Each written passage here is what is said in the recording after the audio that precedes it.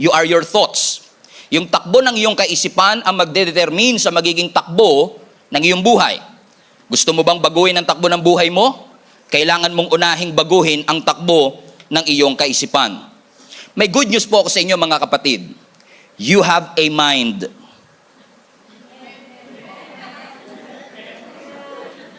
What a great news.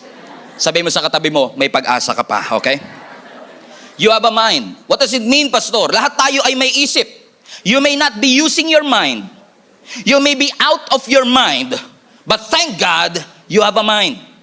So ibig sabihin mga kapatid, kung meron tayong kaisipan, ibig sabihin, pwede nating baguhin ang direksyon, trajectory ng ating buhay. Bakit mga kapatid? Sapagkat yung iyong kaisipan ay may kakayahan sa tulong at grasya ng Panginoon, na ang sabi ng scripture na binabasa natin, huwag kang mag-alala, imbis na mag-alala ka, manalangin ka sa Panginoon, magpasalamat ka sa Kanya, at kapag ginawa mo ito, yung kapayapaan that exceeds our understanding, yun ang magbabantay sa iyong puso at sa iyong kaisipan. Because you change the way you think. Your tomorrow doesn't have to be a repeat of yesterday. Let me repeat. Because you are very intentional in the way you think, your tomorrow will not be a repeat of what happened to you yesterday. Ibig sabihin mga kapatid, pwede mong baguhin ang takbo ng iyong buhay. Hindi na ho natin kailangang i-emphasize pa that the battleground is in the mind. There is a war going on between our ears. There is a war going on inside of our head. And I can speak from my experience because I've had this experience and I recognize the war that is going on with our minds. Kasi totoo naman po talaga na mahirap ang buhay, that life is overwhelming, na minsan na-overwhelm tayo sa sobrang tindi ng mga pressure na posibleng pinagdadaanan ng bawat isa sa atin. Naramdaman ko at naranasan ko based on my own personal story na darating ang pagkakataon minsan sa buhay natin na makakaramdam ka ng overwhelming sense of hopelessness. Yung pakiramdam po ba na parang wala ng pag-asa? Na lahat ng tagumpay na iyong naranasan, yun na talaga yun, at wala ka ng tagumpay na mararanasan sa mga susunod pang panahon. Kaya po siguro marahil maraming tao ang nawawalan ng pag-asa sapagkat sa kanilang pananaw, lahat ng blessing na gustong ibigay ng Lord, naranasan ko na. Meron pa bang susunod? Meron pa bang pag-asa na gustong ibigay ang Panginoon? Buhay na mas maayos na gustong iparanas ng Panginoon sa ating buhay? Kung maaalala po ninyo mga kapatid, that even the godly, even the biblical heroes, yung mga taong hinahangaan natin, ay naka-experience din ng ganitong pakiramdam. Everyone has the potential to feel this way. Prophet Elijah, for example, last Sunday, ano sabi ni Prophet Elijah? Lord, I've had enough. It's too much for me. Hindi ko na po siya kayang i-handle. Grabe na po yung pressure. Take my life. Si Elijah mismo na propeta, na malapit sa Panginoon, messenger pa ng Diyos, ang nagsabi, Lord, bawiin mo na ang buhay ko. Grabe na po ang aking mga pinagdadaanan. Bakit? Even Elijah, yung tao na messenger ng Panginoon, is sit as if he cannot find hope anymore. Na ito na ang magiging dulo ng kanyang buhay. So let me just preach to you mga kapatid, at gusto ko lang ipaalala sa inyo, hindi po dapat tayo magpalunod sa anumang stress na ating pinagdadaanan. You don't have to live a life of anxiety. You don't have to be overwhelmed by the fear that you are facing and the fear that you are feeling right now. Anumang boses ang naririnig mo sa iyong kaisipan that is not aligned with the Word of God, meron kang authority para palayasin ang lahat ng ito kasi ang isip na yan ay regalo sa iyo ng ating Panginoon. Sasabihin sa iyo ni Satan, hindi ka mahal ng Diyos, nakalimutan ka na ng Diyos, at ikaw naman mararamdaman mo yung rejection, mararamdaman mo yung loneliness. Ang sasabihin ng kaaway sa iyo, buti pa sa ibang tao may plano ang Diyos pero sa iyo wala. Ang sasabihin ni Satan sa iyo, wala ka ng kinabukasan, you are a mistake, you are a failure. But let me just say this to you mga kapatid, lahat yan ay pawang kasinungalingan. Sapagkat mahal tayo ng Diyos, nagmamalasakit ang Panginoon sa atin. In fact, the presence of that voice in your head na mga negative thoughts is a sign that you are under attack. mentally. Ibig sabihin mga kapatid, yung presensya ng boses na ating naririnig is an indication that the devil is at work. But we thank the Lord. Kung may presensya ng kaaway, nandun din ang assurance ng presensya ng ating Panginoon. That you can be free from every mental torment that you are facing right now. Na yes, sa iyong pananaw wala ng pag-asa, but with Jesus, there is no hopeless situation. There is no hopeless case in Jesus Christ. Can I get an amen mga kapatid? Palapakan natin ang ating Panginoon. No wonder ang sabi ni Apostle Paul, don't worry. If you're worried, pray about everything. Thank God. Tell Him what you need, and the peace of God that surpasses all understanding will guard your heart. Now, kung alam po ninyo ang konteksto nito, mas maiintindihan nyo po kung gaano ka-powerful ang text na ating binabasa. Okay? In fact, yung book of Philippians, everybody say Philippians. Malapit sa Philippines. Okay, yung book of Philippians, mga kapatid, amen, ang tawag na maraming Bible scholar dito is actually an epistle na may upbeat na tone. Kasi ang kabuuan ng Philippians is all about joy. Pag binabasa mo yung Philippians, parang gagaan ng pakiramdam mo. Kung worried ka, magkakaroon ka ng assurance. Kapag hirap na hirap ka sa buhay, magkakaroon ka ng pag-asa. Kaya ang sarap basahin ng Philippians. Amen. Pero kung titignan mo ang kabuuan nito mula Philippians 1, kasi para maintindihan mo yung Philippians 4, kailangan maintindihan mo mula Philippians 1. Kasi bago 4:1 muna. Grabe, kinilabutan ako. Grabe yun. Okay? Bakit? Ano ba ang sabi ng Philippians chapter 1? Nakaka-surprise dito mga kapatid na yung Philippians na ang tema ay joy, yung Philippians na ang tema ay kaligayahan at rejoice, ay isinulat ni Apostle Paul sa kulungan. Think about this. Sinulat ni Apostle Paul yung don't worry habang siya ay nasa kulungan. To make matters worse, kung babalikan mo yung Philippians chapter 1, doon ipinakita ni Apostle Paul yung kanyang sitwasyon. That now he was imprisoned at yung church of Philippi is so worried about him. Nag-aalala yung church, ay yung pastor namin nakakulong. Ano na ang aming gagawin? Pag tumalon ka sa Philippians chapter 2, siguro dahil sa pressure na dala ng kanilang sitwasyon, yung mga church of Philippi nag-away-away na sila. And then pag jump mo sa Philippians chapter 3, siguro dahil wala yung kanilang pastor, may naglabas ang mga false teacher na kinukontra yung teaching about the finished work of Jesus Christ.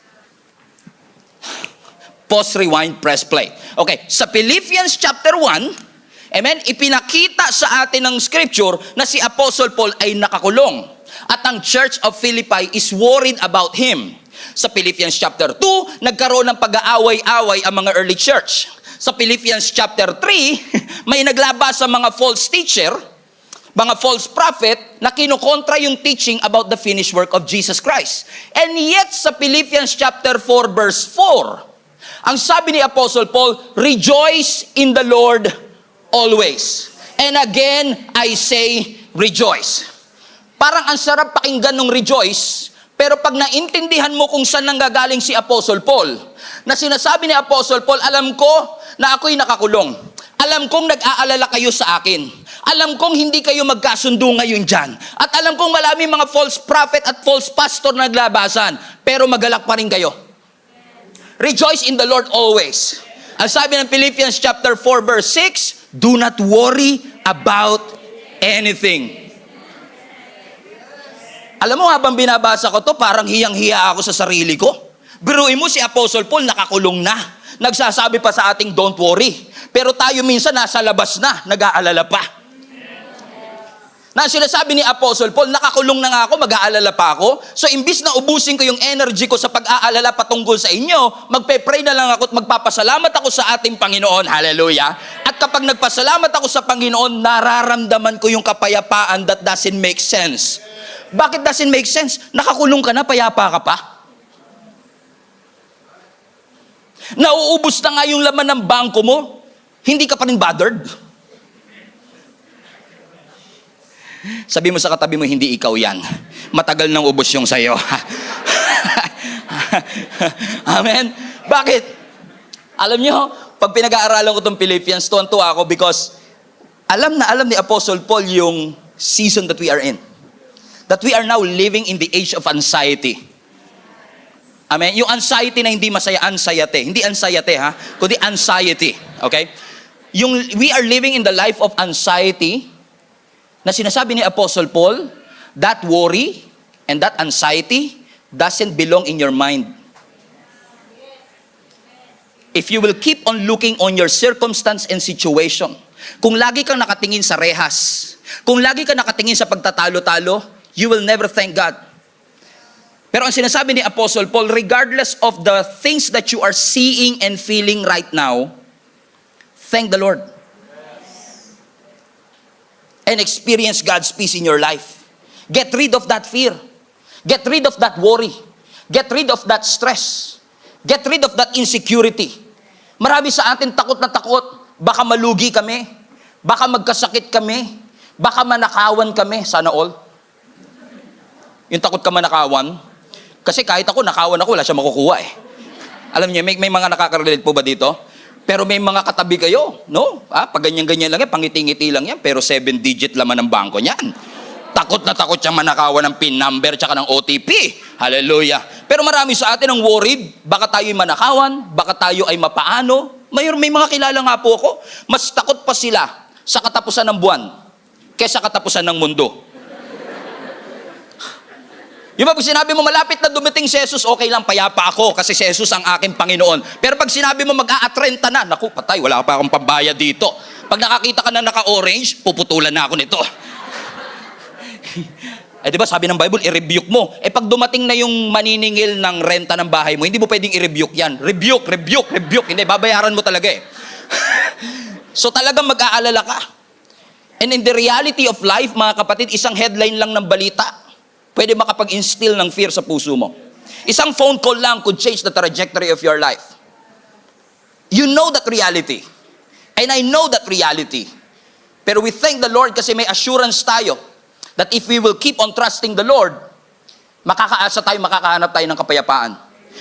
Naalala ko yung isang misis, sobrang nag-aalala siya na baka manakawan sila sa bahay nila, hindi siya makatulog ng maayos. Sa loob ng halos 6 na taon, hindi talaga normal yung kanyang tulog. Lagi siyang nagigising pag may kumakaluskos lang ng konti. Nababother na rin yung asawa niya kung bakit ganun siya.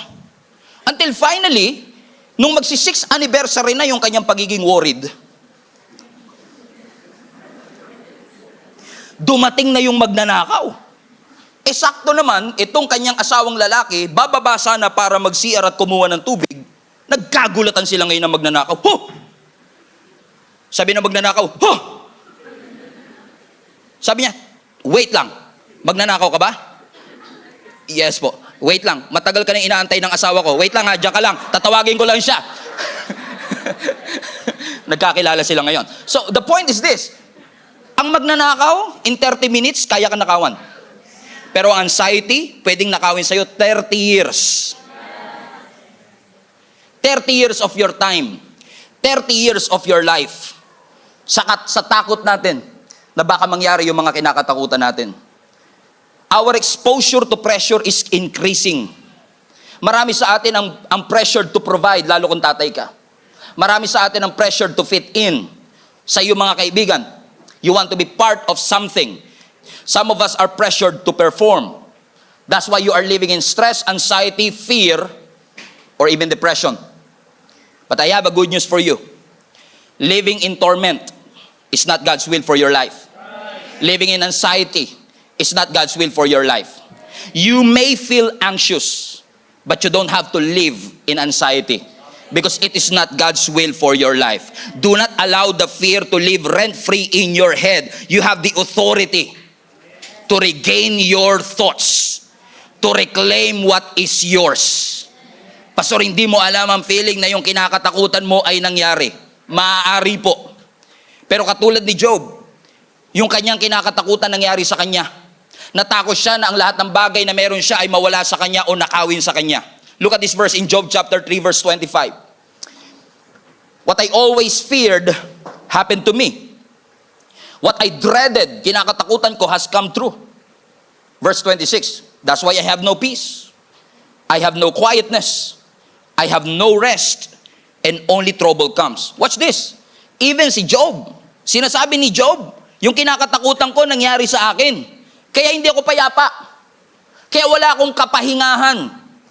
Kasi lahat na lang nangyayari, trouble. Now listen, let's put this in context. Si Job, hindi tumalayo sa Diyos. Si Job, may pananampalataya to sa Diyos. Si Job, righteous sa harap ng ating Panginoon, and yet nasabi pa rin niya, yung kinakatakutan ko nangyari sa akin. Bakit? Kahit ino-honor mo at wino-worship mo ang Panginoon, madalas yung kinakatakutan mo, yun talaga madalas ang mangyayari sa iyo. At kapag nangyari yung iyong kinakatakutan at nangyari yung aking kinakatakutan, posibleng dumating tayo sa point na wala tayong quietness, wala tayong peace.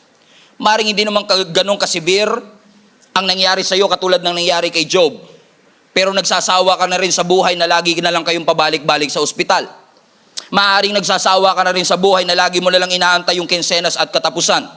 Maaring sawang-sawa ka na rin naman sa buhay na lagi nag-i-struggle ang iyong pamilya financially, emotionally, and relationally. Maaring ikaw rin naman ay nagsasawa na kasi ang mga businesses, yung mga branches ng iyong negosyo ay isa-isang nagsasara at ang iyong anak ay hindi sumusunod o nagpapasakop sa iyo. Dinagdagan pa na ang doktor tinaningan ang buhay mo and you are so fed up with these things that keeps on bothering and tormenting your mind. But the Bible says, pero ang sabi ng salita ng Panginoon, meron tayong weapon. Kayo lang yung sinabihan ko niya na hindi na-excite. Meron tayong weapon na hindi natural, kundi supernatural. Kasi minsan tayo, pag worried tayo, stress tayo, ano weapon natin? Dagat. Mango shake na may payong. You know what I mean? Amen? Spa. Relaxation. Massage.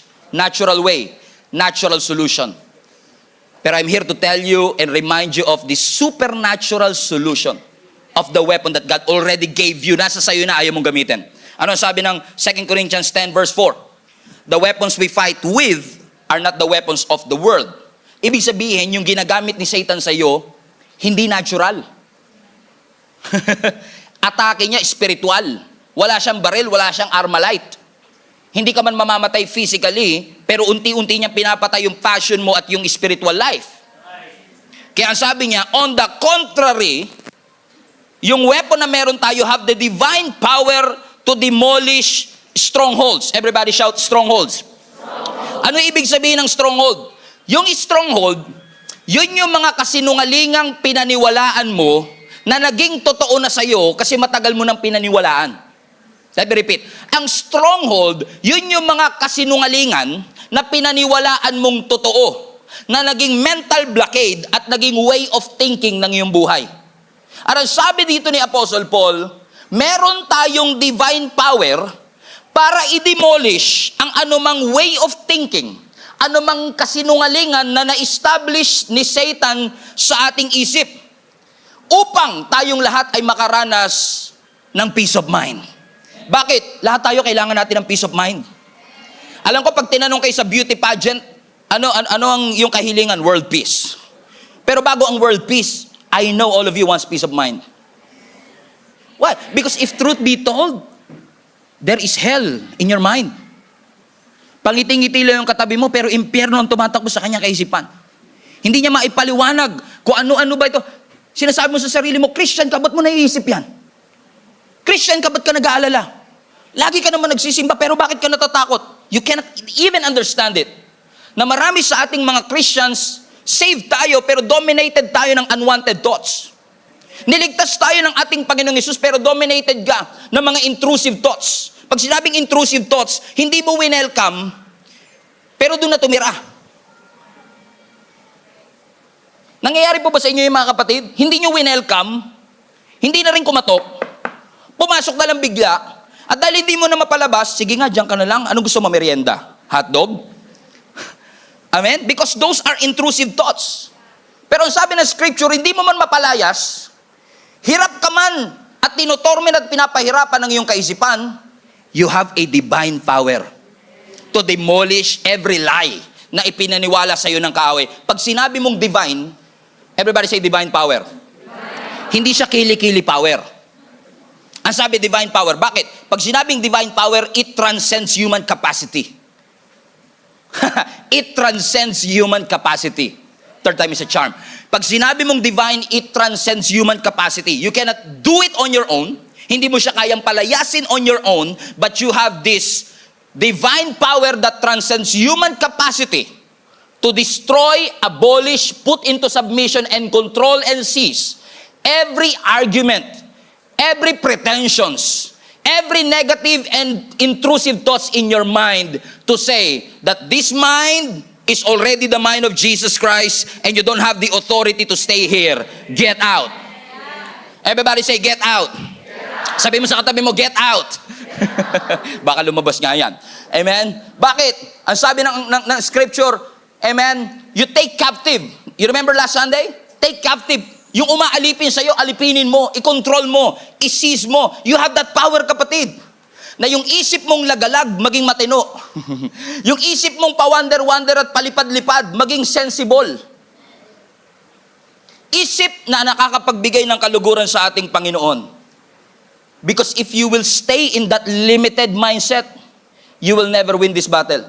Let me repeat. We are on a war. Let me say this again. We are on a war. Meron po tayong gera sa ating kaisipan. So kapag may gera, may panalo, may talo. So ayaw ng Diyos na nandun ka sa losing side. Gusto ng Lord nandun ka sa winning side.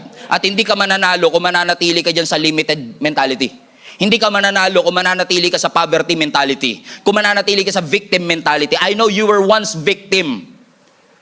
Pero you don't have to stay in that victim mentality. You can be a victor and not a victim. By the grace of God. Why? You already have the weapon of the Lord. Supernatural.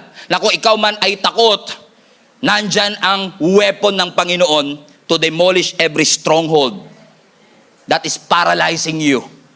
Because if truth be told, mga kapatid, some of us are still paralyzed by our fear.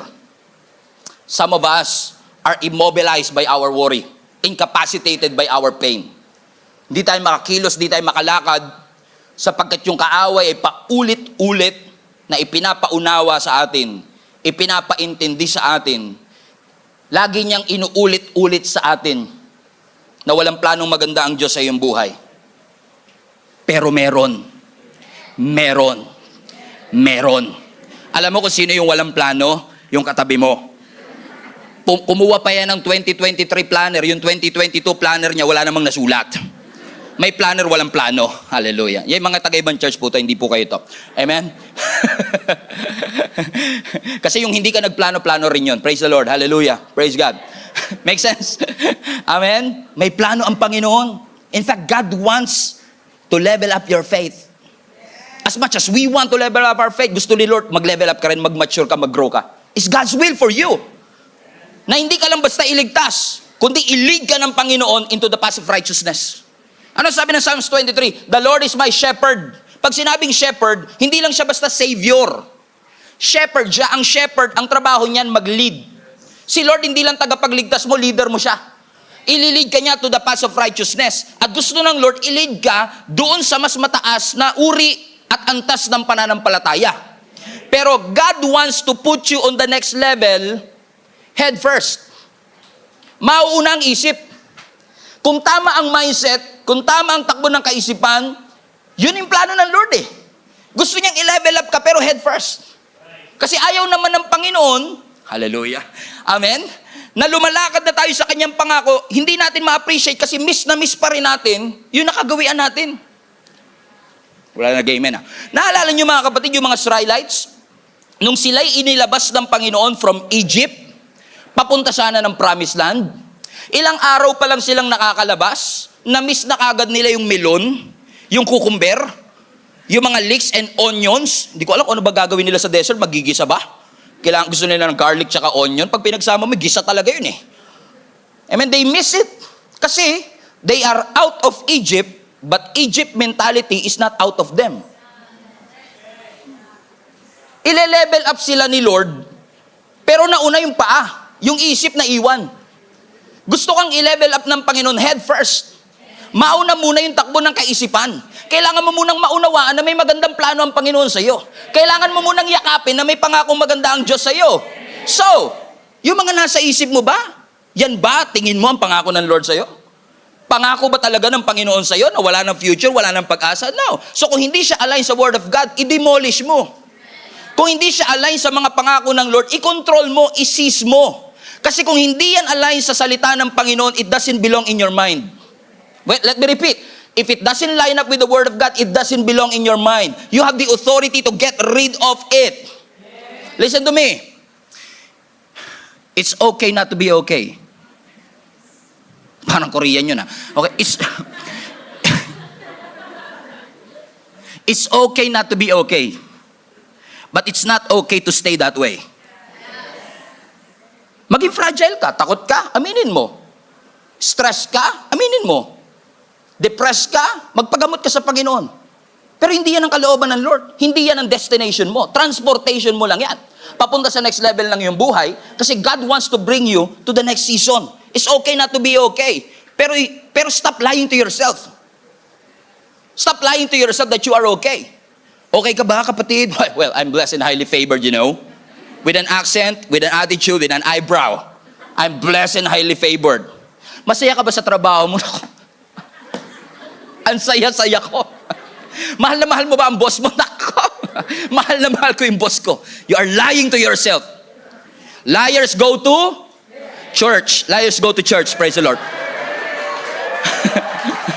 Liars go to church. Everybody say you have to fight. Gusto niyo ba maranasan ang kapayapaan ng Panginoon? Lumabang ka. Gusto mo manalo? Lumabang ka. Huwag kang pumayag na dinodominate at kinukubkob ng kaaway yung isip mo. Gusto mo bang manalo? Gusto niyo po bang manalo? Parang, magkano ba, pastor? Hindi, manalo sa sa laban. Okay? Context. Okay? Gusto mo ba manalo? Magtiwala ka sa Panginoon. Hindi mo man makita sa ngayon, pagkatiwalaan mo lang ang Panginoon. Aahon din kayo sa hirap. Amen? Magtiwala ka lang. Sunod ka lang kay Lord. Yung provision susunod dyan. Yung anak mo, makakapagtapos yan. Huwag ka matakot sa future ng mga anak mo basta sumusunod ka sa Panginoon. Huwag ka matakot sa future ng family mo, sumunod ka muna. At magugulat ka kapag sumunod ka sa Panginoon na all in, magugulat ka sa kayang gawin ng Panginoon sa iyo. Subukan mo lang magpakalalim sa Panginoon, magugulat ka sa pwedeng gawin ng Panginoon sa iyo. Do you want to win? Trust the Lord. Everybody say, trust the Lord. With all your heart. Amen? Especially, if things in your life is something that you cannot control. Aminado po ba tayo na marami tayong mga bagay na kinakatakutan, na kaya katakot kasi hindi mo makontrol? Amen? Kaya katakot di mo makontrol. You want to be in control at dahil hindi mo siya makontrol, takot ka. Come on. Ako lang yata. Amen? Praise the Lord. Sige, si pastor na lang. Okay, ako na to. Okay? Takot tayo, correct? At sinasabi na lang natin, kailan kaya matatapos itong hirap namin? Kailan kaya matatapos itong mga dusa namin? Kailan kaya matatapos itong mga sakripisyo namin? Tingnan nyo ha, hindi na nga natin makontrol, inaantay pa natin kung kailan matatapos. Ulitin ko, hindi na nga natin makontrol, inaantay mo pa kung kailan matatapos. Hindi mo talaga malalaman kung kailan matatapos. Bakit? Hindi mo nga kontrol eh. Naalala niyo yung pandemic? Lagi natin sinasabi, kailan kaya matatapos tong pandemic na to? Excited na akong lumabas. Excited na ako magpakalalim kay Lord. Excited na ako magpunta sa church. Hindi mo nga makokontrol kung kailan iinto yung pandemic eh. Pero ano makokontrol mo? Na huwag kang madominate ng takot. Na huwag kang madominate ng worry. Na huwag kang madominate ng fear. So aantayin mo pa ba talagang matapos lahat? Yung hindi mo naman makontrol? O magpo-focus ka dun sa kaya mong kontrolin? Amen. And I don't mean to say this lightly. Natatakot ka kasi binigyan ka ng diagnosis na may cancer ka. And you cannot control your cancer cells. And sinasabi mo siguro sa sarili mo, kailan kaya matatapos to? Kapatid, with all due respect, hindi natin hawak yan. Hindi natin makokontrol kung saan yan pupunta. Sinasabi na lang ng doktor sa atin, kumalat na. Hindi mo makokontrol yung cancer cells, pero makokontrol mo yung puso mo. Na huwag kang matakot, na huwag kang mangamba, at magpakatatag ka. Sabi nyo nga sa katabi mo, magpakatatag ka. Huwag ka matakot. Ano ang sabi ng Joshua chapter 1 verse 9? This is my command. Be strong and courageous. Do not be afraid or discouraged, for the Lord your God is with you wherever you go. That's amazing. That's the message altogether. Yan pala, kahit basahin ko na lang, kahit wag na natin i-preach, mababago na kagad ang buhay natin. Amen? Sabi mo sa katabi mo, don't be afraid. I-convict mo ang sarili mo, huwag ka matakot. Sabi mo sa katabi mo, huwag ka matakot. Amen. Maliwanag po ba ang utos ng Panginoon sa ating huwag tayong matakot? Amen. Sinabi ba yan kay Mary? Yes. Naalala niyo si Mary nung tinawag siya ng Panginoon para siya ang magdadalang tao kay Jesus? Ang sabi ng angel Gabriel kay Mary, don't be afraid for you are blessed and highly favored. Naalala niyo yung bleeding woman na dinudugo for 12 years? Na nagtetremble siya nung hinanap siya ng Panginoon. Ang sabi ng Lord, daughter, don't be afraid, your faith has made you well. Naalala niyo si Jairus, mga kapatid, na natakot siya sa balita na yung kanyang 12 years old na anak ay namatay. Ang sabi ng Panginoon sa kanya, don't be afraid. It is not a recommendation. It is a command of the Lord not to be afraid. Isiro said, dan pastor, ang dali lang naman kasi sabihin niya na don't be afraid. Kaya nga, balik natin sa Joshua 1. Kung makapansin niyo mga kapatid, ang sabi ng Joshua 1 verse 9, don't be afraid or discourage. Kasi kapag discourage, tinanggal yung courage mo. Nadi-discourage tayo kapag yung tapang mo, kinuha na, ninakaw na sa'yo. So ang inuutos na ating Panginoon sa atin, huwag kang matakot. Ano ba source ng fear natin? Takot ka sa ahas? Takot ka sa elevator? Takot ka sa heights? Takot ka sa asawa mo? Or sa mas malalim na takot, fear of rejection, fear of losing your money, fear of losing your job, fear of losing your relationship, fear of rejection, or the mother of all fear, fear of death. Amen? Takot ka ba sa ahas? Pero napansin niyo ba, hindi lahat ng tao takot sa ahas? May mga taong hindi takot sa ahas. So takot ako sa heights, pero yung iba hindi takot sa heights. So walang problema sa heights. Walang problema sa ahas. Sila lang yung naging object ng aking fear kasi doon ko nilagay yung fear ko. O doon talaga naka-automated yung fear ko. Kaya sinasabi ng Panginoon, don't be afraid. Pwede mong bawiin yung takot na yun. Kung takot ka sa rejection, losing, kung takot ka to fail, you always have the authority to get back what is already yours. So yung tapang na kinuha ng kaaway sa iyo, pwede mong bawiin. Ang ganda ng utos ng Lord. Don't be afraid. Don't be discouraged. Pero napansin niyo ba mga kapatid, magaling tayong sumunod sa utos ng Lord, lalo na, pansinin niyo, karamihan ng mga utos na sinusunod natin kay Lord, ay yung mga utos na sinasabi niyang do not. Do not lie. Do not commit adultery. Do not covet. Do not fear. Do not be discouraged. Pero tignan niyo uli yung verse. Yan lang ba talaga yung utos? Yung don't be afraid at don't be discouraged? Masyado kasi tayo minsan nakafocus sa do not. Nakalimutan yun natin yung utos na do it. Ano yung do it na command? Be strong. Ano yung do it na command? Take courage. Take it! Kuhanin mo! Sa'yo yan eh. Don't be afraid. Don't be discouraged. Utos yun. Pero utos din, maging malakas ka. Maging matatag ka. At huwag ka madi-discourage. Amen. Do you want to win? Trust the Lord. Do you want to have the peace of mind? Magtiwala tayo sa ating Panginoon. Hallelujah. Trust the Lord with all your heart. Lean not on your own understanding.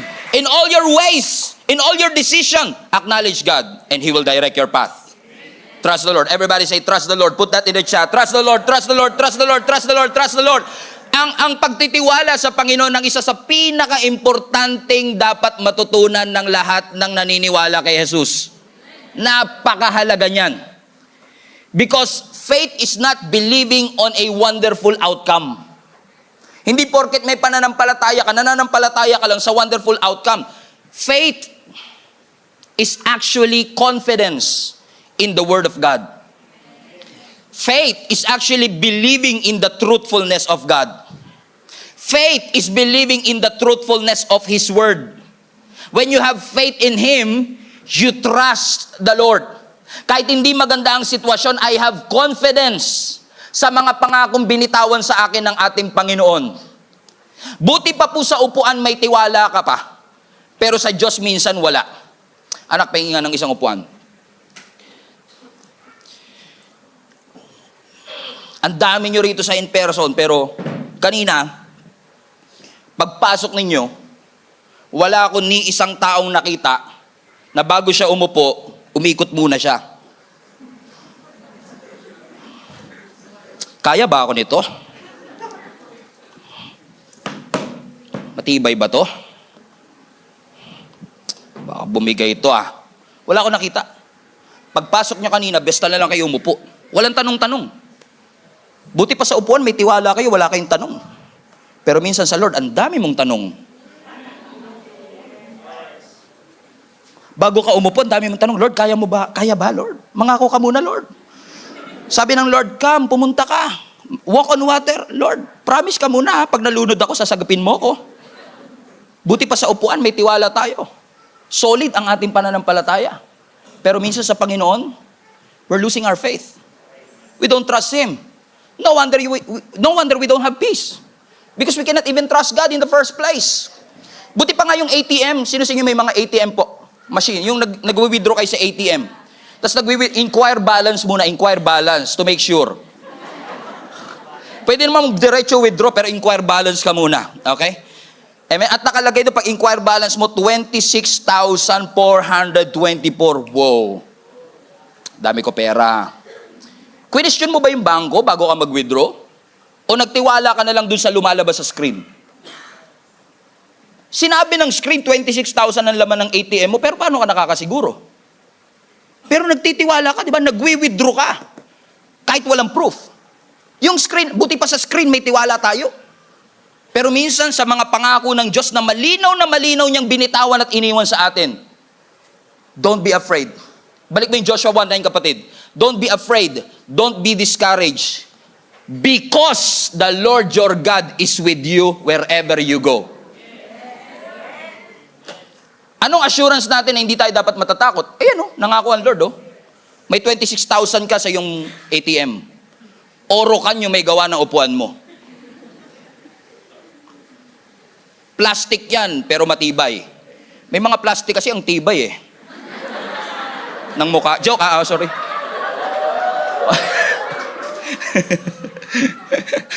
Everybody say, trust the Lord. Ba't ka magtitiwala? Because the Lord is with you wherever you go. Trusting the Lord is very important. Isaiah 26 verse 3, you will keep in perfect peace all who trust in you. Lahat ng may tiwala sa Panginoon, makakatagpo ng perfect peace. Hindi peace na dala ng mango shake, hindi dala ng beach sa Boracay, kundi yung kapayapaan that doesn't make sense. All whose thoughts are fixed on you, they will find perfect peace. So trust, verse 4, so trust the Lord always, for the Lord God is the eternal rock. Hindi ka mauubusan ng mga sitwasyon para mag-alala ka. Tingin ka lang sa buhay ng iyong pamilya, mag-aalala ka. Tingin ka sa mga anak mo, magwo-worry ka. Tingin ka sa bank account mo, masyasyak ka. Pero tignan nyo, buti pa yung mga bata. Tingnan yung mga anak natin, for example, magbubukas ng refrigerator, walang tanong-tanong yun. Confident silang may laman.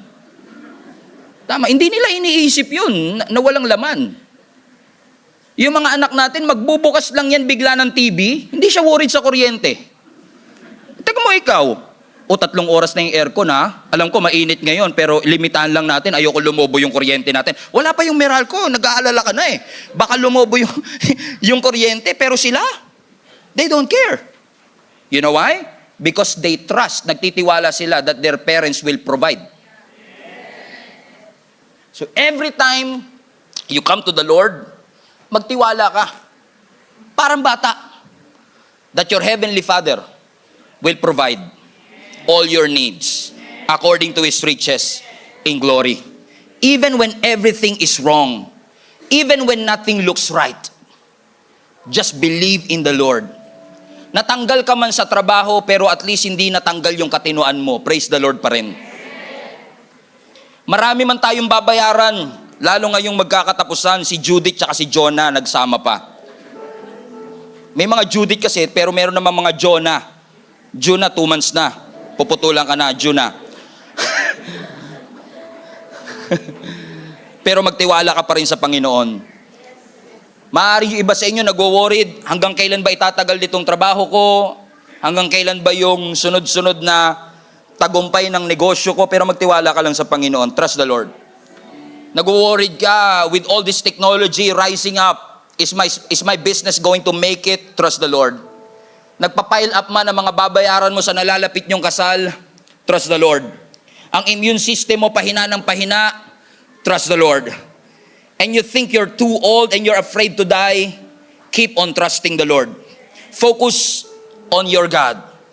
Believe in the power and sovereignty of what God can do in your life. And stop focusing on the objects of your fear. Believe that God has a great plan for your life. Sabi nga ni Jesus sa Luke 12:22, therefore I tell you, do not worry about your life, what you will eat, or about your body, what you will wear. Sapagkat mas mahalaga ang buhay kaysa sa pagkain. Mas mahalaga ang ating katawan kaysa sa ating susuotin. Ang sinasabi lang ng ating Panginoon, kung ilalagay mo ang pananampalataya mo sa damit at ilalagay mo ang pananampalataya mo sa iyong mga pagkain, you will lose sight of the eternal things in your life. Those earthly things will not last. I'm offering you an eternal solution. What I'm offering you is not a natural remedy but supernatural remedy. Stop focusing on what is earthly and start focusing on what God really wanted for you to have. Do not worry about anything. Instead, pray about everything. Yung same verse nito sa Matthew chapter 6 is in the context of money and treasure. Go ahead, read your Bible on Matthew chapter 6. Patungkol sa pera, patungkol sa resources, because many of us are worried with our financial situation, correct? Ibang makapagpaalala ang pera. Yung iba nga tumitino yung isip pag maraming pera eh. Okay na pala ako. Pero ano sinasabi ng ating Panginoon? Focus on the eternal, not on earthly treasures. Because I don't want you to lose sight of what God already prepared and bled for you. Especially nowadays, that peace is a rare commodity. Bihirang-bihira ka makakita ng tao na may kapayapaan sa kanilang puso. But by the grace of God, I pray in Jesus' name that all of you will experience it. Peace that doesn't make sense. Peace na iniwan ng ating Panginoon. Sabi nga ni Jesus sa John 14:27, I'm leaving you with a gift. What's that gift? What's that gift? Peace of mind and heart. And the peace I give is a gift that the world cannot give. So don't be troubled. Don't be afraid. This war is spiritual. And we thank God kasama natin ang Panginoon dito sa bangka. Amen? If Jesus is with you, the presence of Jesus, I believe with all my heart, yung presensya ng Panginoon will remove every fear, every doubt, every stress, every worry, every anxiety, every depression, every mental illness and struggles that we've been struggling all our life. Humanda ka kapatid, because si Satan hindi patas lumaban. He will keep on deceiving you and lying to you. But I pray that the peace of God that surpasses and transcends all understanding, that will guard your heart. Because after ng service na ito, tumingin ka lang sa paligid mo, chaos, instability, walang assurance. But when you always read the scripture, there is always an assurance. Lagi may stability, lagi may protection, lagi may provision. When you look at your wallet, wala. Pero when you look at the Word of God, Jehovah Jireh, He will provide all my needs. When you look at the natural, may sakit ako, pero ang sabi ng scripture, Jehovah Rapha, He is your provider. Amen. Do you want to experience the peace of mind? I want to. But experiencing the peace of mind will involve you to filter everything that comes into your mind. I-filter mo. Amen? And I pray in Jesus' name that you do that. Hindi natural solution. It's not wrong to sleep well, to eat well, to choose your friends. All of these are important. Practical advices, nabanggit ko na yan last Sunday. But always remember that bed doesn't guarantee rest. Food doesn't guarantee appetite. A well-organized calendar doesn't guarantee relaxation. Vacation doesn't guarantee rest. Lalo kay ikaw may sagot.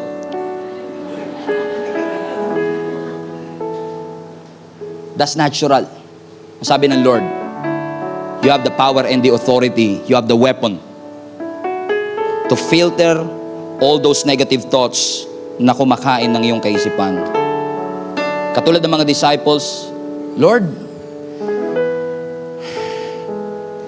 wala ka bang malasakit na baka malunod kami? And maybe you're saying the same thing sa ibang phrasing lang. Lord, hindi mo ba naririnig ang panalangin namin? Lord, wala na bang pag-asa na makalagpas kami sa mga bagay? Hindi mo po ba nakikita ang aming sitwasyon? Sabi ng Lord sa iyo, yes, I can see your situation. I can hear your prayers and I care for you. But you always have the choice today. This is the day that the Lord has made. And I have made my decision to be glad in it. It's a choice. I will bless the Lord at all times and His praise shall continually be in my mouth. It's a choice. Can you bless the Lord at all times? It's a choice. Mahirap i-bless, mahirap sambahin, mahirap pumunta sa church when things are not going right in your life. But I will choose to come. I will choose to worship. I will choose to pray. I will choose to read the Word of God because I will hold on to the truth of God's Word. Because the truth of God's Word will never share a room with pretense. His truth will set me free. And I will keep on believing in it. Amen. So that I will experience the peace that surpasses all understanding.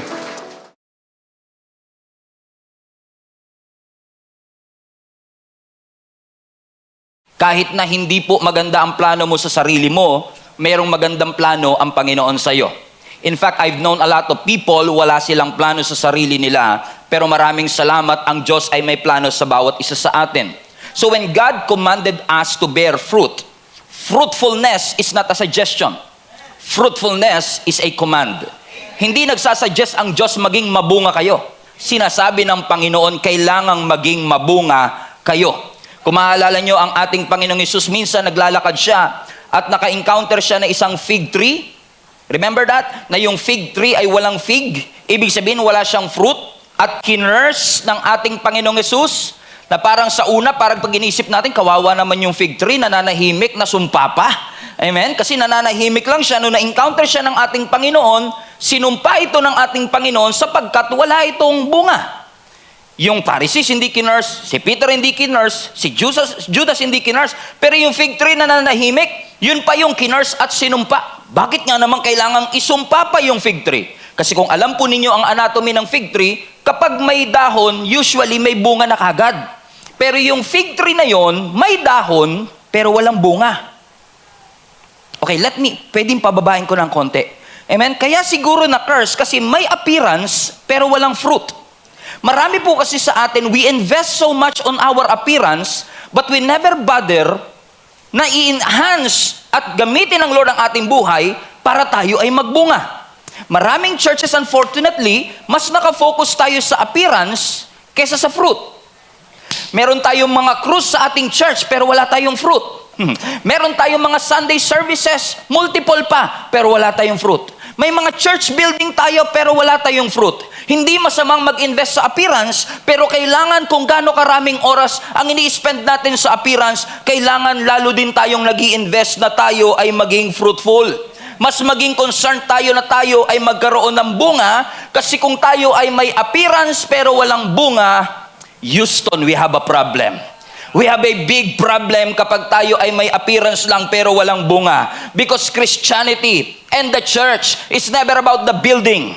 Christianity and the church is never about the membership, the budget, or how excellent our service is. It's all about the fruit. Everybody shout, fruit! Kailangan tayong mga Kristiyano, bunga ang ating priority. May mga kilala po kasi ako, puro unga, pero walang bunga. Hallelujah. Mas marami pang bungang araw kaysa sa bunga ng Espiritu. Hallelujah. Ang tinuturo, hallelujah, praise the Lord. Ang tinuturo ng Panginoon sa atin, mga kapatid, let us invest to make sure na ang ating root system ay maging malalim. Kumbaga, kung ikaw ay Kristiyano na for the past 3 years, magandang nakikita ng mga kaibigan mong may nagbabago sa buhay mo. Hindi naman natin binamadali ang bunga kasi kapag tinanim ka, hindi naman kaagad yan magbubunga. Tama po ba? Pero kung 3 taon na yung halaman, wala pang bunga, wala pang pakinabang, magtataka ka, malamang may sakit. Ang bata kahit gaano ka-cute, pero kung 10 years old na, kinakarga pa rin, pinapadede pa rin, abnormal. Huwag kang tumingin sa katabi mo, abnormal po pinag-uusapan. Okay? Anong ibig sabihin? Napakahalaga po na tayo ay nagbubunga. Ibig sabihin, kapag nakikita tayo na tumatagal at lumalalim sa ating pananampalataya, ma-appreciate ng ibang tao, ay grabe, itong si Ed dati mainitin ang ulo, ngayon konti na lang. Itong si Roger Lasinggero, dati isang case ang iniinom, ngayon isang baso na lang. Kumbaga may pagbabago sa kanyang buhay. Nababawasan yung sungit, nababawasan yung sungay. Hallelujah. Amen. May sungay pa rin, pero at least nabawasan na. May sungit pa rin, pero at least nabawasan na. Bakit? May improvement, may pagbabago. Hawakan nyo nga po ang sungay ng inyong katabi. Sabihin mo sa kanya, sana putulin na lang Lord dyan. Hallelujah. Amen. Kailangan may changes. May changes sa action. May changes sa language because a new heart will always produce a new language. Kaya kumbaga parang halimbawa kung dati pag tinapakan ka lang, napapamura ka talaga, oh sure. Sure. Pero ngayon pag natapakan ka, oh hallelujah, praise Jesus. Amen. Bakit? May pagbabagong nangyayari sa iyong buhay na every Sunday dinidiscern mo, sana tamaan ako ng preaching. Hindi mo iniiwasang matamaan ka ng preaching. Bakit? Kasi alam mo, pag tinamaan ka, ikaw ang mapapabuti. Kumbaga, dati, kapag nung nagsisimula ka pa lang sa church, no? Kapag nakita mo nag-preach si Pastor Stephen at tinamahan ka, sabi, yung Stephen na yan, ha? Markado na sa akin yan. Parang ako na naman topic, para nakakapasok yata to sa bahay namin. Alam na alam ang buhay namin mag-asawa, alam ang pinag-aawayan namin. I get that all the time. Na parang sinasabi na, nakakapasok ka ba sa kwarto namin, Pastor? Ba't alam mo mga issue ng buhay namin? Bakit? Hindi ako yon. Si Lord ang nakakaalam ng mga issues natin. And by the way, kapag natatamaan ka po sa preaching, mas matuwa ka. Ibig sabihin, kung tinamaan ka sa preaching, hindi na sayang yung pamasahe mo papuntang church. Kung namasahe ka, wala namang nabago sa buhay mo, di wala din. Amen. Bakit? Gusto ng Lord na ikaw ay nagbubunga. Ano ang sabi ng verse 8 nung text na binasa natin? Basahin niyo pong mabuti, ha? Ang sabi ng verse 8 ng 15, by this, my Father is glorified that you bear much fruit. So you will be my disciples. Tingnan nyo, ha? Ang sabi mismo ng ating Panginoong Hesus, kung ikaw ay nagbubunga, napaparangalan mo ang Panginoon. It's crystal clear na nag-glorify ang Panginoon kapag ikaw ay nagbubunga. Kapag sinabing glorify, na ma-magnify. Kapag sinabing glorify, na-enlarge, you draw attention to the Lord kasi may changes, may fruit. Hindi ka nagsasayang ng oras kapag pumupunta ka ng church. Hindi ka nagsasayang ng oras kapag ikaw ay nagbabasa ng Bible. Kasi hindi ka man perpekto, pero unti-unti kang binabago ng ating Panginoon. Ibig sabihin, may bunga. Amen? Ano sabi ng 1 Corinthians chapter 14? Apostle Paul is saying, brothers, do not be children in your thinking. Be infants in evil, but in your thinking, be mature. Ano sinasabi ni Apostle Paul dito? Mga kapatid, baka naman hanggang ngayon, isip bata ka pa din. Kumbaga, yung kaisipan ng bata, hanggang ngayon, dinadala mo pa rin. Amen? At sinasabi ni Apostle Paul, kung magiging isip bata kayo, dun sa kasamahan. Pero dapat sa inyong pag-iisip, dapat kayo ay mature. Amen? Pansinin nyo, yung mga baby, o yung mga bata, pag kinakausap mo, tas ang tali-talino, ang bibo-bibo, natutuwa ka, di ba? Sabi mo, parang ang tanda na kausap nito, nakakatuwa. Pero pag kausap mo matanda, pero pag nagsalita parang bata, natutuwa ka ba? Hindi ka natutuwa, naiinis ka. Bakit? Bakit? Kasi ine-expect mo, dapat yung edad mo, tsaka attitude mo, nagtutugma. Yung edad mo, tsaka behavior mo, nagtutugma. Kaya yung iba galit na galit sa asawa kasi amen? Sabi nga nila sa Tagalog, tumanda pero walang pinagkatandaan. Parang hindi tugma yung kanilang edad sa kanilang behavior. At sinasabi na Apostle Paul, kalimutan nyo na yung inyong isip batang kaisipan. Kung kayo ay mag-iisip, siguraduhin ninyo na merong pagbabago ito. And throughout this series, we have been reminded, kung gusto mong mag-grow, kung gusto mong mag-mature, kailangan talaga mag-involve ka, maging intentional ka, maging committed ka. Because maturity involves commitment. Kapag nagkukumit ka, nagmamature ka. Kapag nagmamature ka, nagkukumit ka. Merong dependence yung maturity tsaka yung commitment. Kung iniiwasan mo ang commitment, inaiwasan mo ang paglago. Bakit po? Kasi kahit gaano na kataas ang naabot natin sa ating spiritual journey, there is always another level for our life. There's always another floor na pwede mong lagyan. Bakit mga kapatid? Sabi nga ni John Maxwell, marami po sa atin ang merong destination disease. Sakit, destination disease. Yung thinking mo, narating ko na. Okay? Wala nang sagad na. Wala nang improvement. As sinasabi ni John Maxwell, if you really want to be effective, tanggalin mo yung destination disease. Because there is always another level for your life.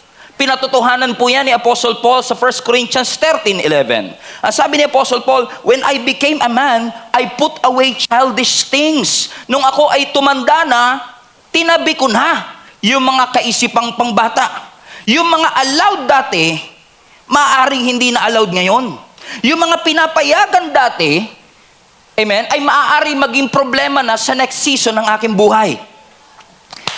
Yung mga ginagawa ko before, maaaring pagdating ko sa next season, hindi ko na pwedeng gawin.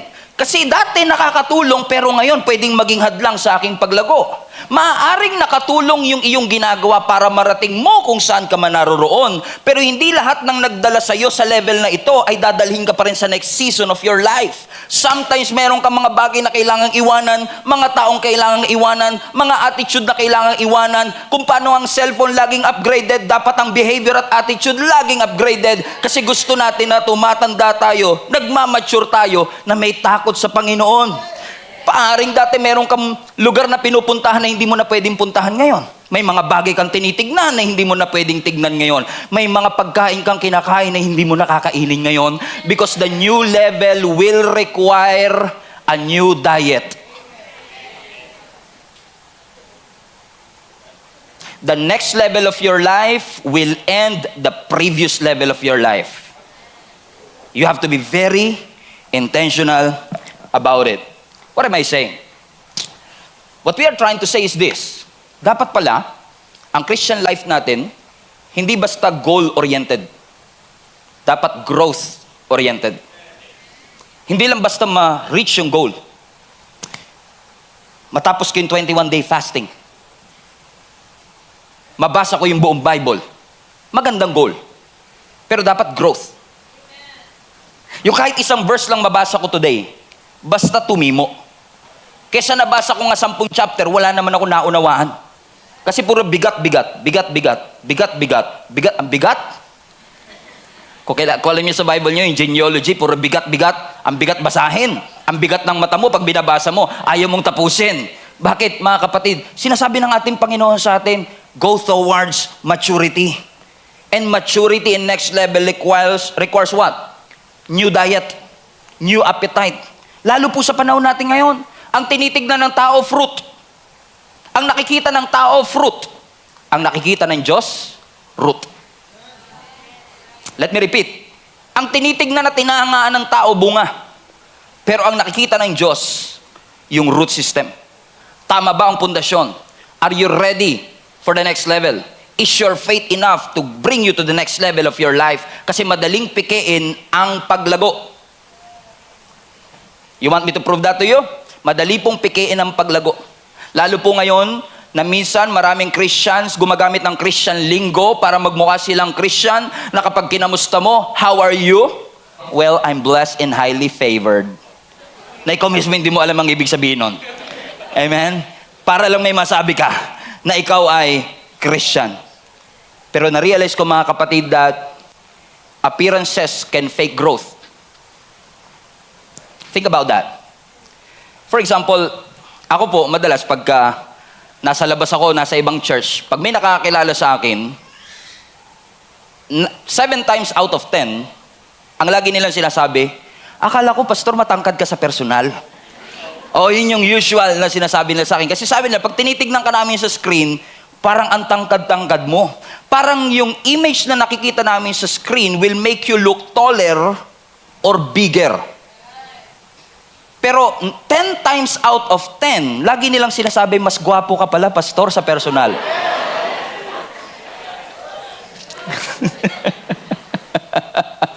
Sabi ng mga newcomer, sino ba yan? Sino kilala? Amen. Bakit mga kapatid? Because kapag nasa camera na minsan, alam nyo to, pag nag-i-Instagram kayo, di ba?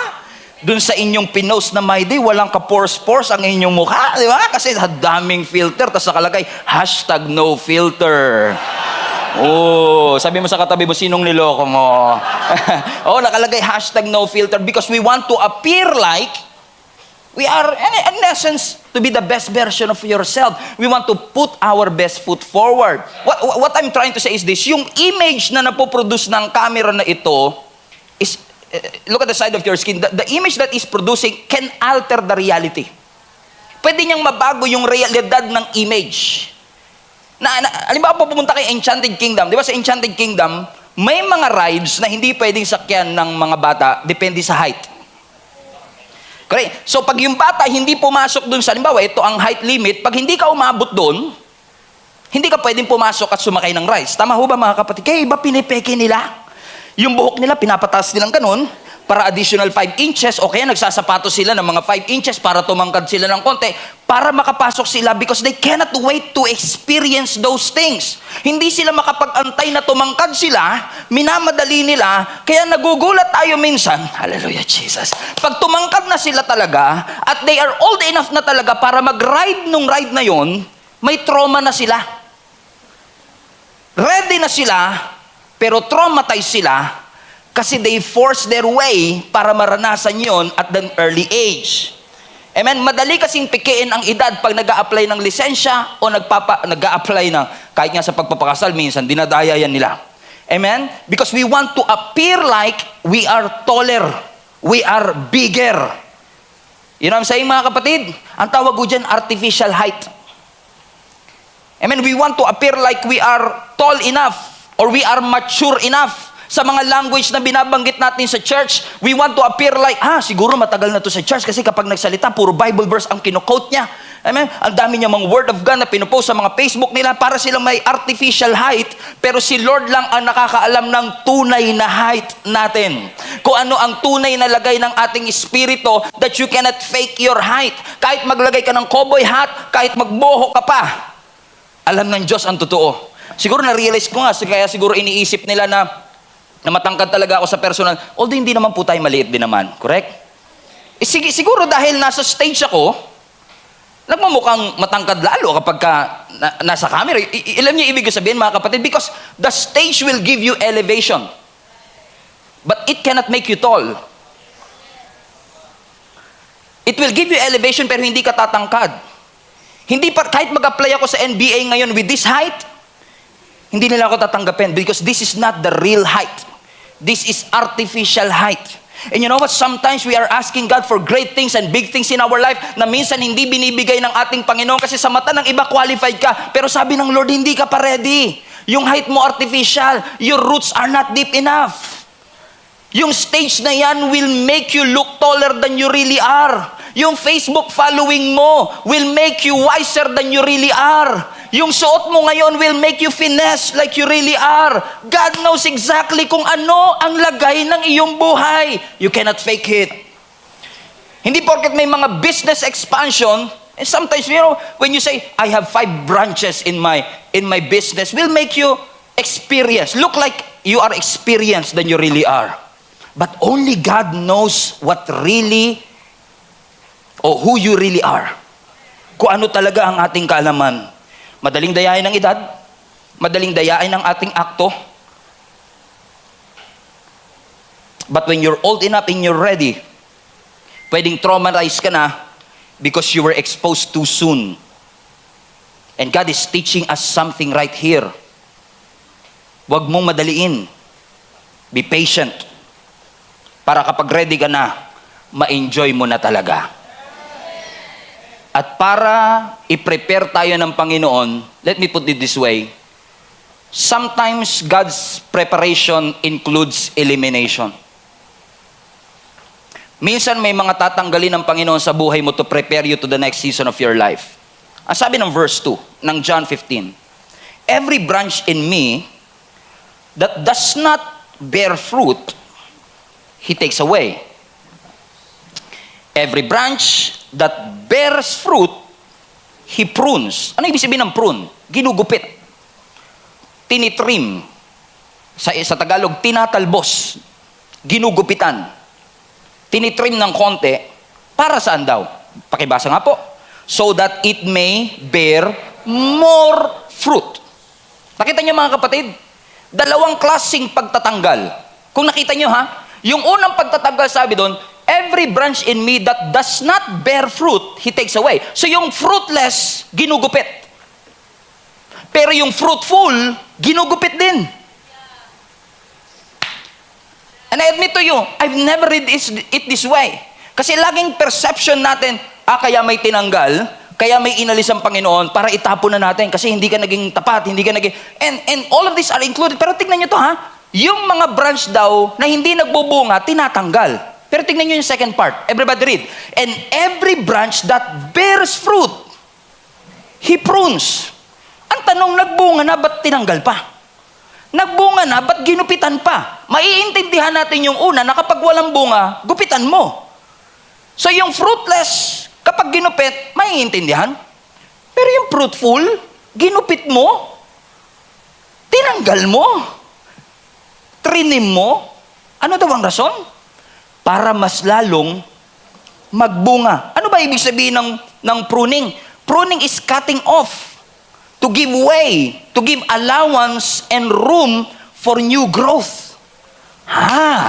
Yung fruitless, yung walang bunga, kaya ginugupit para itapon at sunugin. Pero yung mabunga, kaya ginugupit para i-promote at para mas lalong magbunga. Hallelujah.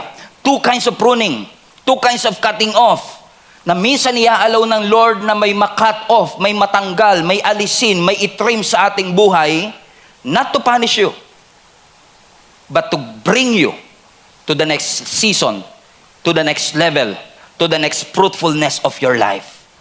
Yung nga lang minsan, naging masyado na tayong komportable sa mga blessings na natatanggap natin. Parang pag tinitignan mo, parang, Pastor, simula nung nag-join ako dito sa church, ang ganda ng takbo ng trabaho ko. Yung negosyo ko, parang kabuti. Kung saan-saan nag-a-appear yung mga branches. Ang dami nagpa-franchise ng aming business. Yung business namin nag-e-expand, yung career ko nagpo-progress. And then magugulat ka na lang, out of nowhere, in the state of your fruitfulness, all of a sudden, God will allow pruning to happen in your life. And you don't seem to understand. Lord, kala ko tuloy-tuloy na to eh. Di ba sabi mo, sumunod lang ako, may blessing. Naranasan ko na eh. Pero bakit 2 taon lang? Tapos, biglang nawala ako sa trabaho, nagsara yung negosyo. Anong purpose nito, Panginoon? Nagtatanong mo ba kayo ng ganyan? Because we never realize that a journey towards fruitfulness to more fruit requires pruning. Let me repeat. Ang journey para mapunta tayo sa fruitfulness to more fruit, fruitfulness to much fruit, requires pruning. Minsan may suffering. Minsan may iaalaw na ang Diyos ng mga difficulties in your life para masiguro natin at masiguro ng Panginoon rather na yung next level ng iyong buhay, handa ka, prepared ka, equipped ka to face those journey that you are facing right now. Kasi madalas pag mayroon po tayong mga problema, madalas ang solusyon natin is to always pray that God will remove it. Sino sa inyo minsan pag may mga problema po kayo, pinagpanalangin yung tanggalin ng Lord? Lahat naman siguro. But you know what I realize? You cannot pray away every difficulty in your life. Magugulat ka, may mga prayer ka na kapag nag-pray ka tanggalin, tinatanggal ng Lord. But you cannot pray away every difficulty in your life. Minsan iaalaw ng Lord na dumaan ka talaga doon. Even Jesus endured the cross. Remember sa Garden of Gethsemane, sabi ni Jesus Christ, take this cup, Lord, away from me. In essence, sinasabi ni Jesus, tanggalin mo, Lord, i-prune mo ito. Hindi ko po ito gusto. Pero sabi niya, nevertheless, it's not my will, but yours be done. So when you are suffering, So when you experience pruning in your life, kapag may cut off, kinakat ba dahil fruitless? O kinakat para mas lalo maging fruitful? Kapag may pruning sa ating buhay, ibig ba sabihin, pinapahinto ka ng kaaway o pinopromote ka ng ating Panginoon? Kasi ang sabi ng scripture, yung mga fruitful kaya ginugupit, kaya tinatanggalan, kaya may ini-eliminate, kaya may binabawas, kasi gusto ng Lord na mas lalo kapag i-increase ng ating Panginoon, because yung pruning increases your fruitfulness. Minsan may mga pagkakataon sasabihin mo, Pastor, ba't ganun? Kung kailan nag-involve ako sa church na to, tsaka naman ako nawalan ng trabaho. Nag-sign up ako sa growth track, naghiwalay naman kami ng jowa ko. Kung kailan nagbigay ako ng tithes and offering, doon naman nalugi yung negosyo ko. Anong ginagawa ng Panginoon? Gusto niya bang nahihirapan kami? No. I don't believe na ang Diyos natin ay masamang Diyos. Nasasabihin ng Panginoon, aba, naglingkod to bigyan ng problema yan. Hindi ganyan kasama ang ating Panginoon. Aba, nagsiserve ka, nag-involve ka sa growth track, bigyan ng malas yan. Hindi, ang Diyos natin ay hindi gagawin yun. Ibig sabihin, kung meron mang tinanggal ang ating Panginoon sa atin, meron siyang either ipapalit o ipopromote sa iyong buhay. Siguro kaya nalugi yung tindahan kasi gusto ng Lord bigyan ka ng mall. Well, I don't know that. Pero ang alam ko lang, kapag may sinarang bintana o may sinarang pintuan, may mas malaking pintuan na bubuksan ng ating Panginoon. Posibleng tinuturuan tayo ng Lord ng integrity para mas maging mabuting magulang, to strengthen our relationship with the Lord. Uncomfortable ang pruning. Pag ginugupit ka talagang, Lord, wag. May mga season of loss and you don't like it, but pruning means growth. Kapag pinuprune ka, kapag ginugupit ka para sa paglago mo yan, kapag ginugupit ka para sa fruitfulness mo yan, kapag ginugupit ka para yan sa promotion mo. So kapag may pruning at nahihirapan ka, hindi ibig sabihin na kapag may pagsubok tayo, lagi tayong labas sa kalooban ng Lord. Minsan nga, nasa kalooban ka na ng Lord, nahihirapan ka pa rin. Oh, agree ba kayo dyan? Oh, sige, parang ayaw nyo naman Amen. Pero inaalaw ng Lord na mahirapan tayo, hindi para parusahan tayo. Pruning is training, not punishment. Kung may mga pruning season sa iyong buhay, kung may tinanggal na relationship, kung may mga tinanggal na mga tao sa buhay mo, tinanggal na trabaho, tinanggal na negosyo, tinanggal na resources sa buhay mo, hindi yan para parusahan ka at patayin ka, pasukuin ka, sabihin, ha ha ha ha! Bigyan pa ng mas malalong, padala ng 5 demonyo pa. Hindi, my friend. Gusto ng Lord na mag-bear ka ng much fruit. You are pruned to bear more fruit. So kaya inaalaw ng Lord minsan ng discomfort to promote you. Hindi naman kasi pwedeng gusto mo lang ng growth, ayaw mo ng pain. Hindi naman pwedeng gusto mo lang ng stretch, ayaw mo ng stretch marks. Gusto mo lang yung benefits ng anointing, ayaw mo yung price of the anointing. Gusto mo umupo sa front row seat, ang kaya mong bayaran general admission. Gusto mo ng success, gusto mo ng glory, ayaw mo ng process. Sabi ng Panginoon, you want to follow me? Kasama talaga ang pruning. Kasama talaga ang difficulty. And you have to accept that reality. That when you follow me, hindi lahat ng dala mo, madadala mo talaga. Papaiwanan ng Panginoon sa iyan. Amen. Naalala niyo po si Prophet Samuel. Si Prophet Samuel, mahal na mahal niya si King Saul. Remember that story? Si King Saul ang pinakaunang hari ng Israel. Pero all of a sudden, tinanggal ng Lord, pruning. Tinanggal ng Lord yung anointing kay Saul at nilipat kay David. Pero dahil mahal na mahal ni Samuel si King Saul, naiiyak siya sa Panginoon. Parang in essence, sinasabi ni Prophet Samuel, baka pwedeng ako na lang. Tayo na lang ulit. Ako na lang. Joke. Si Basha pala yan. Okay? Amen. Para sinasabi ni Prophet Samuel, na kay King Saul pa rin ang aking loyalty. Kaya minsan nangusap ang Panginoon sa kanya. Ang sabi ng Lord kay Prophet Samuel, hanggang kailan ka iiyak? How long will you mourn? Tinanggal ko na ang anointing sa kanya, niredirect ko na kay David. Ang focus mo na sa previous pa rin, may bago na. At sinasabi ng ating Panginoon sa atin, tinanggal ko na dyan, nireject ko na yan, pinipilit mo pa. Sampalin nyo nga po mahina yung katabi niyo. Mahina lang. Sabi mo sa kanya, ang tigas ng ulo mo. Nireject na, pinipilit mo pa. Sinara na ng Lord, binubuksan mo pa. Ayaw niyo sampalin, kinabahan po kayo Amen? Bakit mga kapatid? Nireject ng Panginoon kasi gusto niyang baguhin. I-redirect tayo. Dalhin tayo sa bagong season, sa bagong government, sa bagong stage ng ating buhay.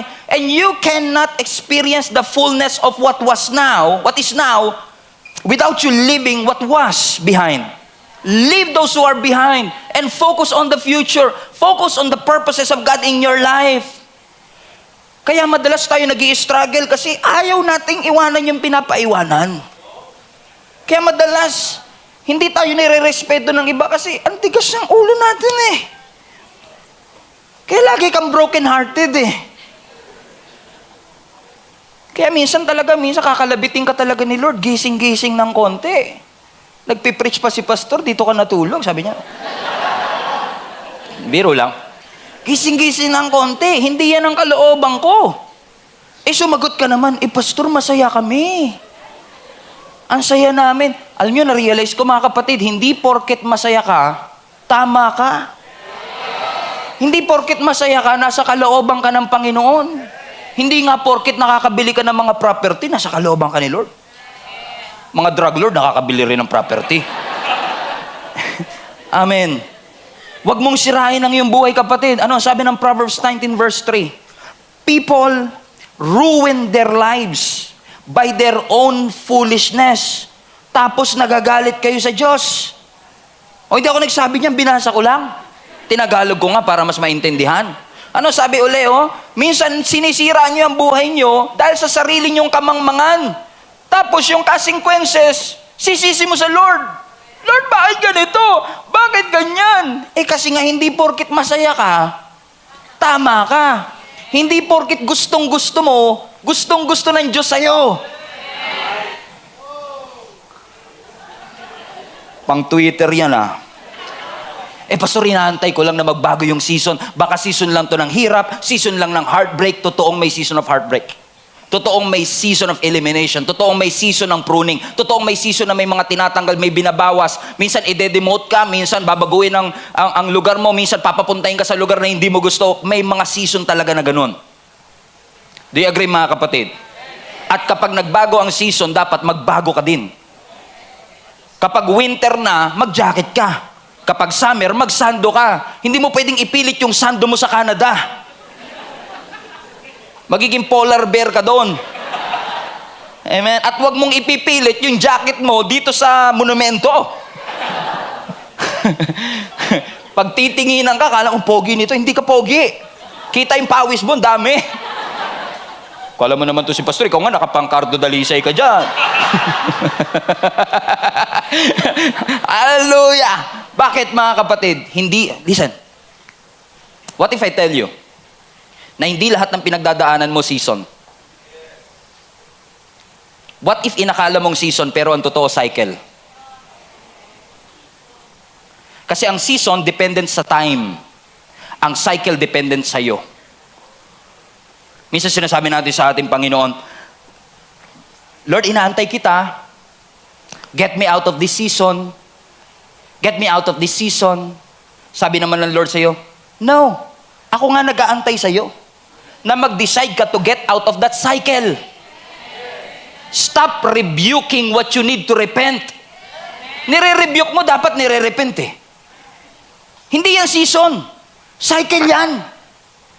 Pastor, pag-pray mo naman ako, nasa 10 taon na po ako ng season of financial difficulty. 10 taon, baka hindi na po season. Baka cycle na po. Ang season, inaantay mong matapos. Ang cycle, pinuputol. Ang cycle, kailangan lumaya. And many Christians right now, hindi makalaya-laya kasi nag-aantay ng season. Wala pa ba, Lord? Wala pa ba, Lord? Wala pa ba, Lord? Tumatanda na po ako. Lord, wala pa po ba? Nauubos na yung savings ko. Sabi ng Lord, nag-aantay ka ba sa akin? Ikaw nga inaantay ko Kailan ka magde-decide na tapusin na yung cycle na yan? Nire-rebuke mo. Sinasabi ng Panginoon, kailangan mo lumaya. Kailangan mong pagsisihan. Sometimes, you have to make what I call pruning decisions. Ikaw mismo talaga magpipray, Lord, tanggalin mo ito. Sabi nga po ng Hebrews chapter 12 verse 1, therefore, since we are surrounded by such great cloud of witnesses, everybody read this with me, let us throw off. In essence, prune it. Tanggalin mo. everything that hinders and the sin that so easily entangles. Let us run with perseverance the race marked out for us. May race ka. Ang sabi ng Panginoon, gusto mo matapos yung race, iwanan mo yung mga bagahe mo nakakapagpabigat sa'yo. Meron po ako sinusulat na libro, ang pangalan, Baggage Analysis. Isa sa chapter ng libro sinusulat ko, Travel Light. Kasi importante tayong mga Kristiyano, dapat when we want to follow God, travel light.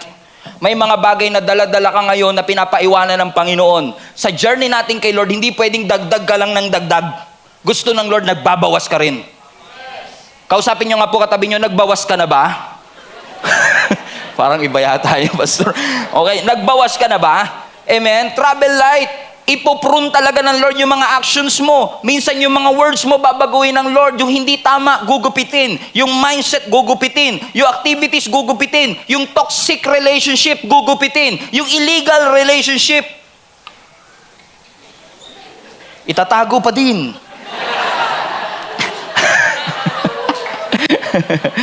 Huwag kayo mag-alala, ibang church po to ha. Hindi kayo to. Amen, gugupitin. Alam mong meron kang character deficiency na kailangan maging aware ka. Meron kang serious sin in your heart na kailangan pagsisihan. Ang spiritual vitality mo ang hina-hina. You know you are prideful and not dependent to the Lord. And that pride needs to be pruned. Hayaan mong i-prune ka ng Panginoon. Tanggalin ng Lord para mas maging magaang ka sa pagsunod mo sa ating Panginoon. Minsan gagamitin din ng Lord ang suffering.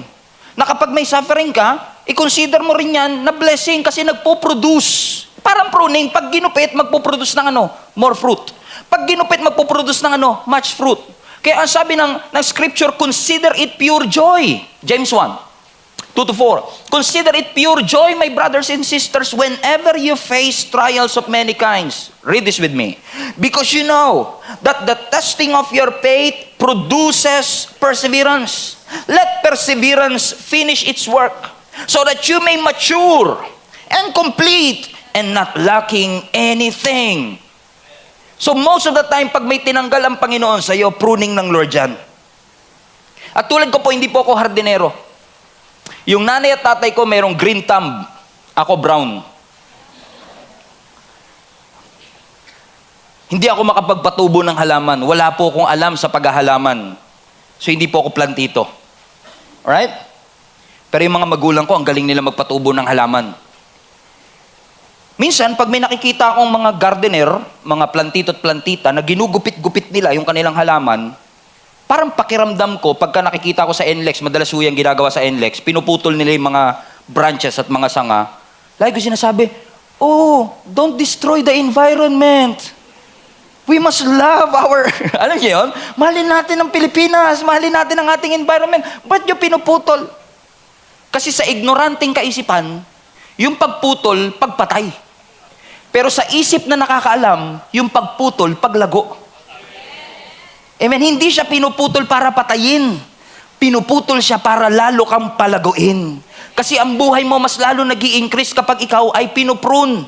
Kapag may tinuturo ang Panginoon sa atin, kapag may pinapaalala ang Panginoon sa atin, kapag may mga messages na gusto ng Lord na tanggapin natin, pakinggan natin, yakapin natin at pagbulay-bulaya natin. Kasi hindi lahat ng opportunity blessing, hindi lahat ng open door ay blessing, pero hindi rin lahat ng closed door ay dead end.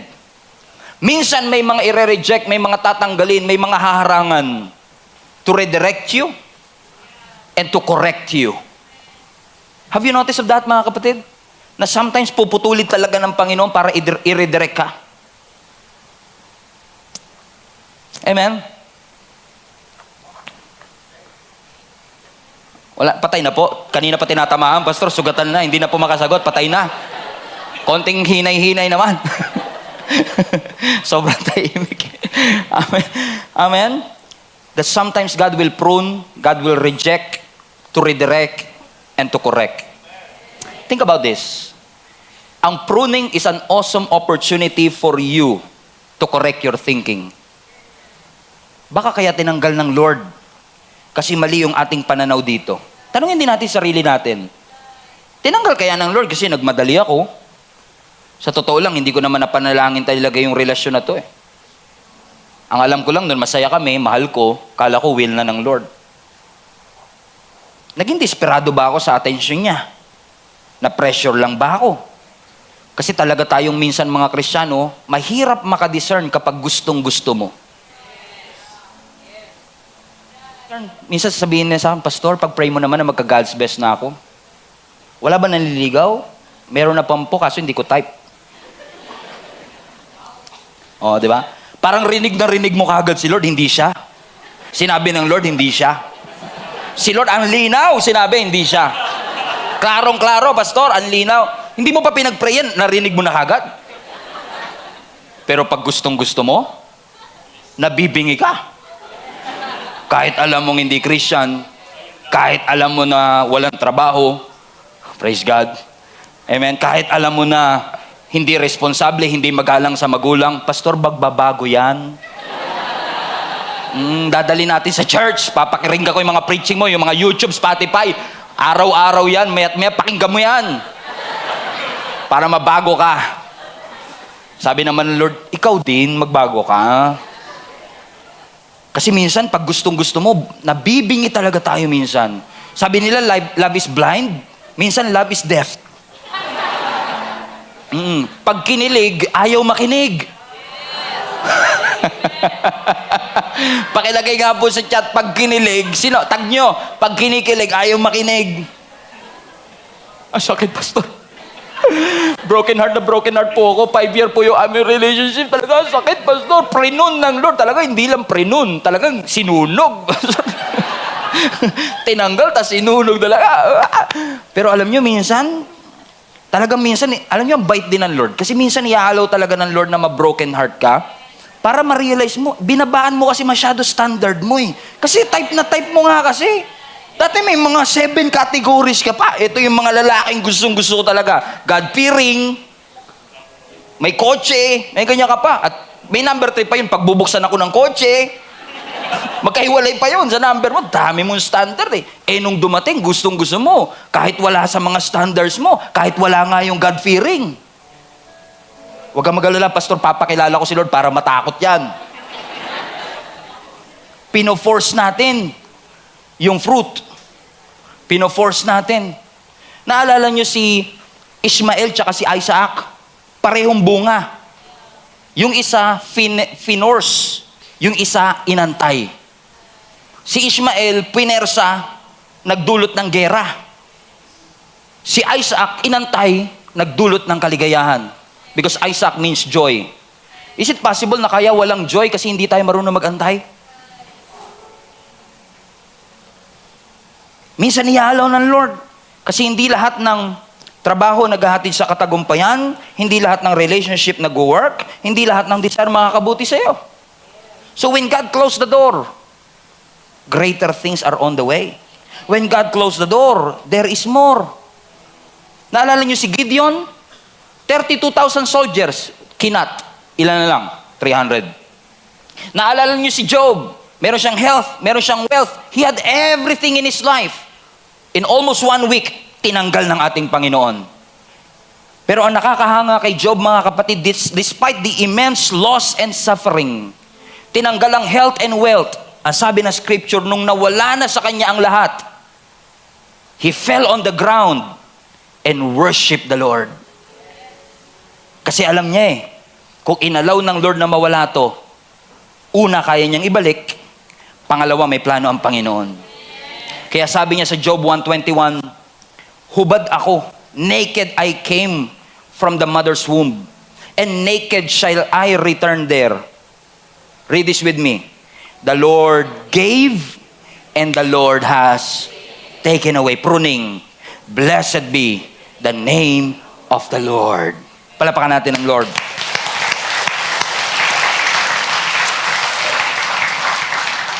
So the pruning is a great opportunity for you to assess. Ang buhay mo ba talaga? Ang iyo ba talagang buhay ay naka-foundation sa Diyos? O hindi?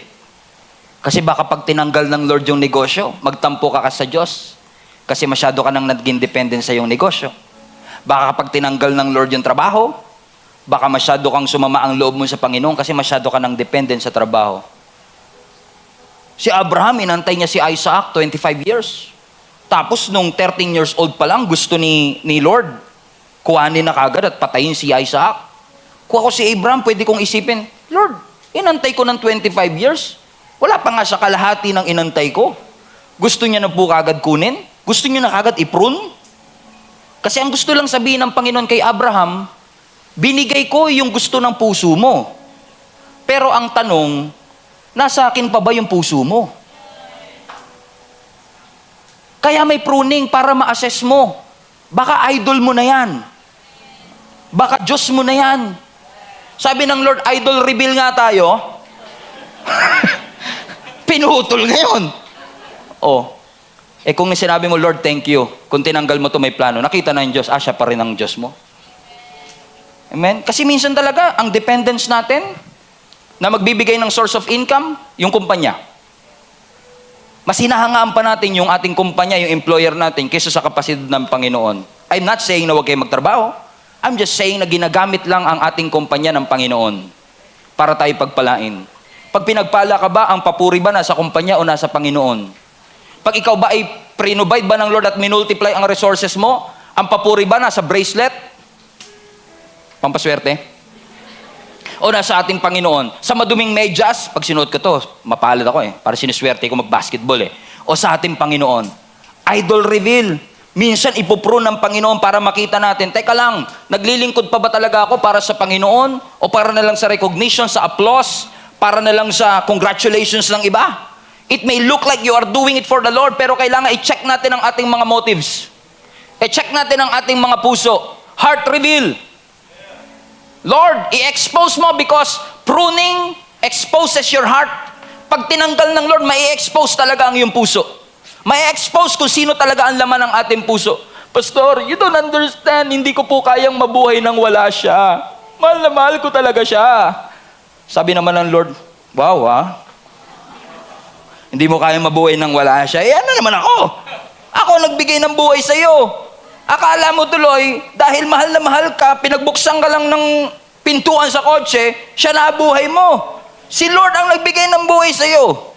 Si Lord ang nagpo-provide. Si Lord ang nagbigay ng breath natin, ng oxygen natin. And sometimes He will remove people in your life para ma-realize natin, mga kapatid, na si Jesus pa rin ang kailangan nating balikan at panampalatayanan. Amen? Hallelujah. Naalala nyo ang Gia Kamanaba before pandemic? Nasa momentum tayo. I'm reviewing the videos that we had nung pagpasok ng 2020. I remember preaching and reporting the great things that God has done nung 2019 hanggang 2020. Naalala ko dun sa preaching na yun, talagang pinipreach pa natin how many people got saved, how many people have we reached by the grace of God. And we have about 350 to 400 people attending our in-person service back in that time. 4 services, kung maalala ninyo. Nasa momentum, fruitful. Then pandemic came. Pruning. Tinanggal ng Lord yung in-person service. Yung nire-report natin, tinanggal ng Panginoon. We only have 2 choices. Either we will complain or we will trust the Lord. And we chose to trust the Lord. And 3 years later, by the grace of God, kaya pala prinun para i-promote. Kaya pala prinun para maging fruitful. Yung dating 350 in-person attendance, ngayon 700 to 800 people every single Sunday. Why did that happen, mga kapatid? Amen, Kamanaba lang yan. Wala pa yung Bacolod natin na ang dami rin kaninang umaten at yung Dumaguete na marami ding umaten. Bakit nangyari? Kasi hinayaan natin ang Panginoon. Lord, kung kailangan gupitin mo lang. Kasi kung hinayaan mo, kung binigay ng Diyos, kahit hindi mo gusto, pagpapala pa rin yun. Kahit hindi mo gusto, pagpapala pa rin yun. Kasi pinoprotektahan tayo ng Lord sa sarili nating foolishness. Purihin natin ang Diyos. Pasalamatan natin ang Diyos.